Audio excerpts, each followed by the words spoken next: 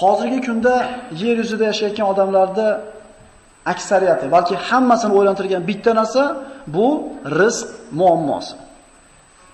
Mana shu rizqini topib kelishlik yo'lida odamlar haloliga ham qaramay qo'ydi, haromiga ham qaramay qo'ydi. Rizq topishlik yo'lida inson ibodatdan tashab qo'yapti, qarindosh urug'chilar aloqani ham tashab qo'yapti, umuman odamgarchilikdan tashab qo'yapti. Ana shu rizq topishlik yo'lida ikkita og'ayni bilan sherik bo'lib tijorat qilyapti. Ozgina pul topgandan keyin xuddi shu rizqni deb turib, bir-biri bilan qiyomat diydor bo'lib ketyapti. Aka-ukalar ajrashib ketyapti, eshik talashib, otalariga tikki gapiryapti. Rizq o'zi nima? Alloh taolo mana aytdik, odam alayhisalom yerga tushgan ekan, bandalarni yerda xotirjam hayot kechirish uchun kerak bo'ladigan hamma qonun qoidalarni chizib qo'ygan. Shariat islomiy ham shunday bir mukammal nizomki, hojatxonaga qaysi oyog'i bilan kirib, qaysi oyog'i bilan chiqishlikkacha bo'lgan mayda ishni o'rgatgan dinimiz, pul topishlikni o'rgatmagan deysizlarmi? Qaysi tomoningiz bilan yotib, nimada buxlab turganda nima deyishingiz kerakligini o'tgan dinimiz, ana shu pulni qayerga sarflashni o'rgatmagan deysizmi? Lekin ming afsus bo'lsinki, bizda din deganda faqat ma'lum bir rusumlar, ma'lum bir kalimalarda aytib qo'yishlik ma'lum bir vaqtda shu bo'lib qolgan. Din birodarlar, bozorda, din oilada, din hunarda, din o'qishda, hayotimiz din bo'lish kerak edi birodarlar siz bilan. Xo'p, rizq haqida nima deyilgan? Odamlar rizqni faqat o'zi topib yeyishligi haqida tushuncha paydo bo'lib qoldi. Ishlamagan birodarlar biram odamlar ishlamay tishlab yuribdi. Alloh rizqiga yozib qo'yganligi uchun. Va biram odamlar eshakdek ishlayapti, lekin tishlolmayapti. Buni atini nima deb qo'yadi? Buni atini rizq deb qo'yadi birodarlar. Alloh taolo Qur'onda marhamat qilib aytadiki: "Va ma min dabbatin illa alallohi rizquha."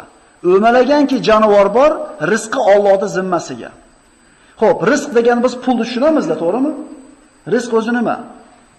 Rizq, birodarlar, faqat pul emas. Bir mush ko'zga yeyishligingiz ham rizq. Chanqab qolib ketishlik ko'chada rizq. Mashinangiz buzilib, sovuqda qolib ketib soqotishligingiz rizq. Farzand ko'rishingiz rizq, pul topishligingiz rizq. Rizq xullas sizga Alloh taolo onangizni qornida 121 kunga to'lgan kuningiz farishta orqali yozdirib qo'ygan jamiki narsa rizq deyiladi. Mana shu yerda yuqsirab o'tirishingiz ham rizq. Shunday emasmi? Qoqilib tushishligingiz ham rizq. Demak, rizq biz uchun Alloh taolo nimani yozgan bo'lsa shu rizq. Pul ham rizq birodarlar. Rizq masaganda o'ylamaylik. Xo'p, mana shu rizqni qayerdan istaymiz biz? Pulni gapiraylik biz. Biz rizq degan faqat pulni tushunamizda. Mana kasb-korimga baraka ber deymiz. Rizqimga baraka ber deymiz. Avval rizq nima-yu, baraka nima hal qilib olaylik. Keyin uni ko'paytirishlik haqida gaplashamiz birodarlar. Mana aytdik, rizq Alloh taolo tomonidan nimaiki berilgan bo'lsa, shu narsa rizq deyiladi.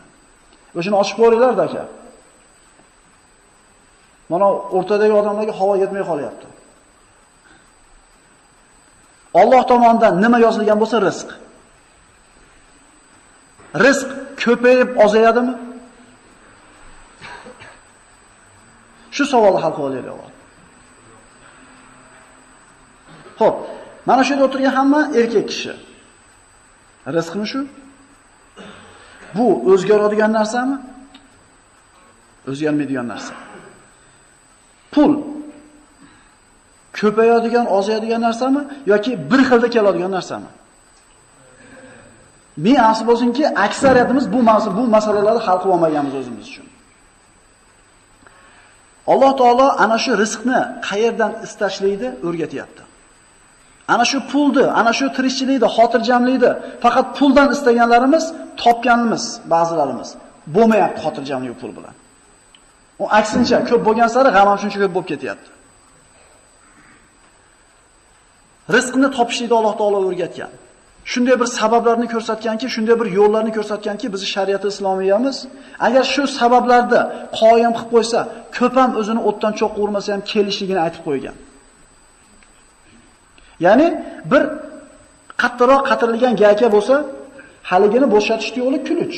Shundaymi? Kulich bo'lmaydigan bo'lsa qo'lingizda, ming xil yo'li bor. Ombir bilan urish mumkin, atyorkani qo'yib tosh bilan urish mumkin, ming xil yo'l bilan bo'shatish mumkin, lekin yagona to'g'ri yo'l kulichidir. Shunday siz bitta burasiz bo'shardi, lekin shu kulishni yo'qligidan ming xil qiyinchilikka kirib ketamiz. Rizq degan gaykani bo'shatish deydi, birodarlar. Kuluchi bor. U faqat bozorda emas. Bozor bitta sabab xolos. Agar shu sabablar Alloh ko'rsatgan, payg'ambar alayhisalom ko'rsatgan sabablarni zo'r qilib qo'ysak, ko'p ham qiylanmasa ham kelaveradi, birodarlar. Biz topayotgan rizqni, qoringa to'g'ri topib yeyotgan nonimizni o'rmondagi bo'ri ham topyapti. Mana o chimchiqni teshikda va kavedagi chimchiq ham topib yegizyapti bola chaqasiga. Ha endi biz odammiz, aqlimiz bor, kamchiliklarimiz bor, hunarimiz bor desa chimchiqning nimasi bor? Bo'ri nimasi bor? Uni faqat harakati bor va Allohga tavakkuli bor. Fabutaghu indallohi rizqa wa'buduhu washkuru lahu ilayhi turja'un. Rizqni deyapti Alloh taolo. Bozordan, guzardan demayapti. Allohning huzuridan istanglar, unga ibodat qilib, shukr qilib deydi. Alloh aytgandaqa yashasanglar deyapti Alloh, rizqinglarni yetkizaman. Boyaga aytayotgan mehnat, ozgina mehnat bo'lsa ham Alloh yetkizaveradi. Ming afsus bo'lsinki, birodarlar. Ana shu sabablarni bilmaganligimizdan buni yo'qshaylar aytaymi? Nasos bilan kamerani ishiramiz u. Rasi ishigandan keyin ishlangani sug'ursak, pissatib qo'yib yuboradi havoda. Nima bo'lish kerak uning ichida?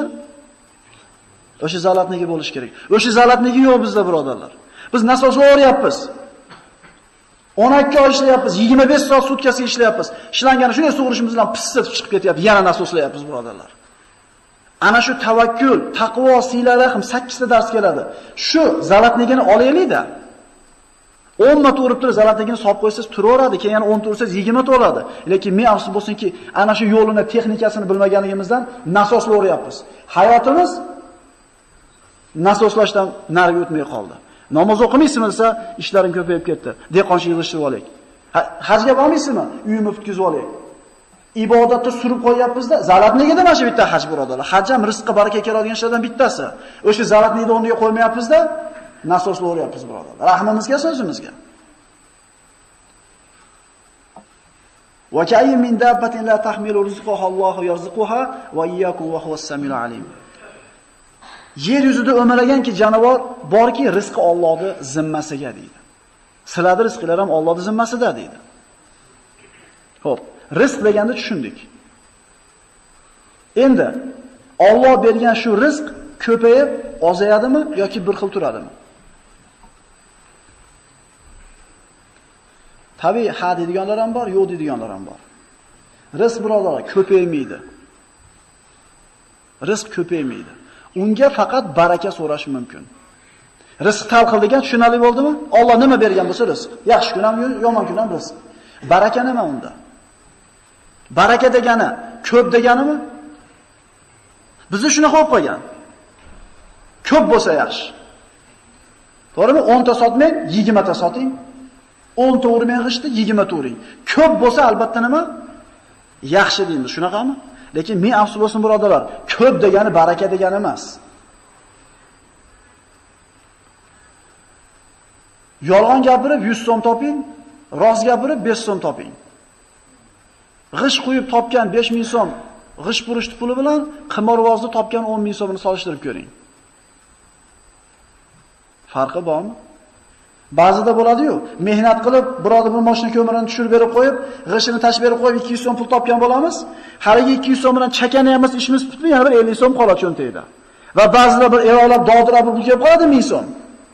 Qayerga ketganini bilmaymiz, nima qilganimizni ham bilmaymiz. Baraka degani ko'p degani emas, shuni tushunib olaylik. Ko'pini quvurmaylik, birodarlar. Ko'p bo'lsa baraka degani emas. Baraka degani, agar misol bilan tushuntiradigan bo'lsak, bir inson chanqab keldi, odatda 1 litr suv ichsa, chanqog'i qoladi. Uni normasi shunaqa edi. 1 litr suv ichsa, chanqog'i qoladi.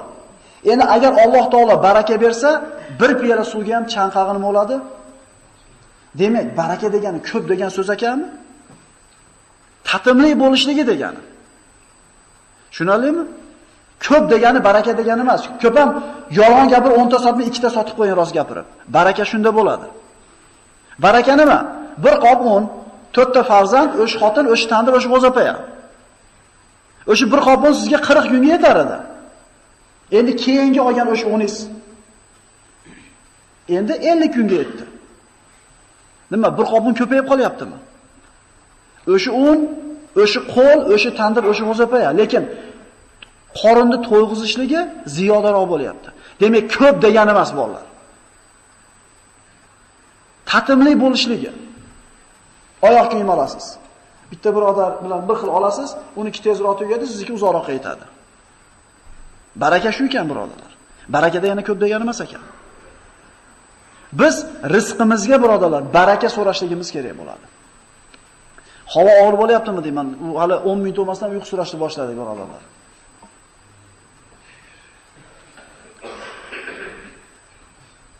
Bu uyqu suradigan dars emas.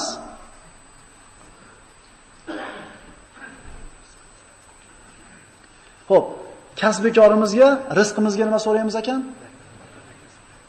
Ehtimol berib qo'ygandir barakani Alloh.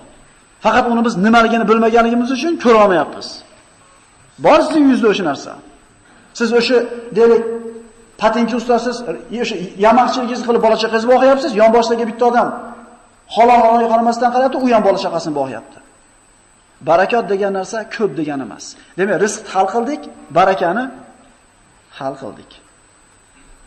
Mana ana shu rizqimizga baraka kirsa, birodarlar, qalbimizda xotirjamlik paydo bo'ladi. Xotirjam bo'lib qolasiz. Un qimmatlayapti, hammani tilida shu unni qimmatlagani, yog'ni qimmatlagani, nonni qimmatlagani. G'ammi? Bugungi mavzuyimizga o'tamiz. Tavakkul degan bob. Agar yetmasa 2 bo'lamiz darsda. Tavakkul degani nima degani? Hayotda beg'am yashash mumkinmi? Aqli joyida odam. G'am qilmasdan yashash mumkinmi? Aqli joyida odam deyapman.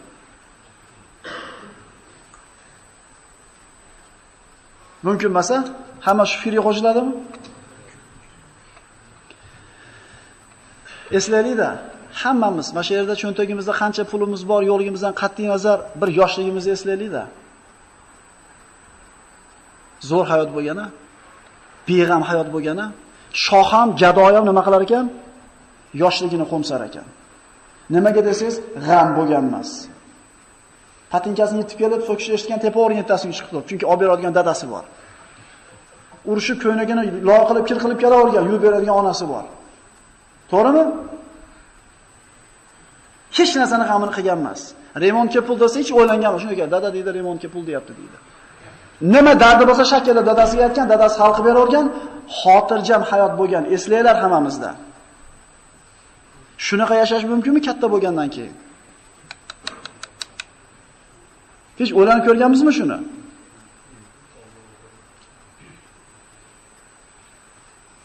Mumkin, birodarlar. Mumkin.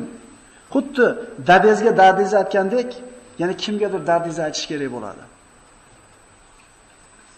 Akangiz pasport stolida ishlaydi, pasport so'rashni kerak. Men uchun g'am. Lekin siz akangiz pasport stolida ishlagani uchun sizga shu muammoingizni hal qilib beradigan konkretni bitta odamingiz bor. Siz uchun nima emas u? Emas. Qish kelyapti, dublanka olish kerak. Bitta jo'rangiz dublanka purish. Muammomi? Pulingiz yo'q bo'lsa ham muammo emas, chunki variantga beradi. Uzvorishlikka. Menga muammo, chunki meni dublanka sotadigan birodarim yo'q. Aytmoqchi bo'lganim, sizni muayyan bir muammoingizni hal qilib beradigan bitta odamingiz bo'lsa, shu muammo sizga nima emas? Muammo emas, problema emas. Mana yosh bolalik paytimizda hamma problemamizni otamiz hal qilib bergan, suyanchig'imiz bo'lgan, biz uchun g'am bo'lmagan. Hayotda katta bo'lganda shunday yashash mumkinmi?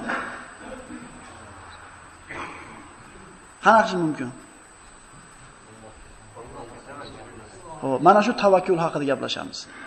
Allohga tavakkal qilgan el na talqonni, na qalqonning g'amini yer degan ekan So'fi Alloh. Shu tavakkul haqida gaplashamiz. Nima u tavakkul?